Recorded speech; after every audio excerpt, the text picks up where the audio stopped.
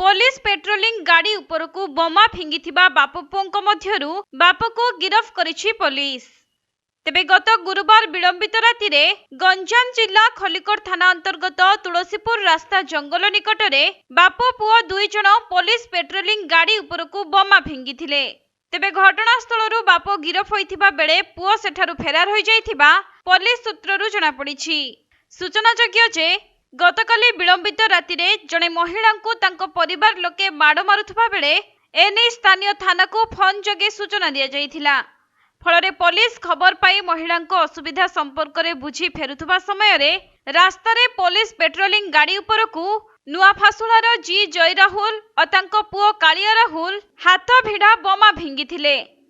तेबे बोमाटी पुलिस गाड़ी को न बाजी तले पड़ी जाइथिबा बेले पुलिस एही घटनार तदंत करी जय राहुल को खलिकोट थाना रे अटक रखिथिले, किंतु घटनास्थलरू पुओ कालिया फेरार होई जाइथिला। सेपटे जय राहुल नामरे पूर्वरु मध्य बहु केस थिबा जणा पड़िछि।